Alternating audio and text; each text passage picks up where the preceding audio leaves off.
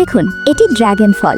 গরমের দিনে পাওয়া যায় এমন এক সতেজ ফল যা শরীরকে শীতল রাখতে সাহায্য করে। এতে থাকা অ্যান্টিঅক্সিডেন্ট ও ফাইবার শরীরের জন্য খুবই উপকারী। চকচকে গোলাপি রং, কাটার মতো খাঁজকাটা বাইরের গঠন আর ভেতরের রসে ভরা কোমল শ্বাস। ফলটি কাটতেই দেখা যায় গাঢ় গোলাপি আভাযুক্ত নরম শ্বাস, ছোট ছোট কালো বীজে ভরা, প্রাকৃতিকভাবেই মিষ্টি। এই শ্বাস সাবধানে তুলে একটি পাত্রে রাখা হয়। এরপর এতে মেশানো হয় ঝুঁক, একটি ঐতিহ্যবাহী গাজন সহায়ক উপাদান যা প্রজন্মের পর প্রজন্ম ধরে ব্যবহৃত হয়ে আসছে। ড্রাগন ফলের সঙ্গে এটি ভালোভাবে মেখে নেওয়া হয় যতক্ষণ না তৈরি হয় বীজে ভরা উজ্জ্বল গোলাপি পেস্ট। এবার এই পেস্টটি কয়েকদিনের জন্য একটি শান্ত স্থানে রেখে দেওয়া হয়। ধীরে ধীরে শুরু হয় প্রাকৃতিক গাজন প্রক্রিয়া। কিছু সময় পর এই মিশ্রণ রূপ নেয় উজ্জ্বল লাল রঙের এক ঘন সিরাপে, মোলায়েম, হালকা মিষ্টি এবং ভীষণ সতেজ।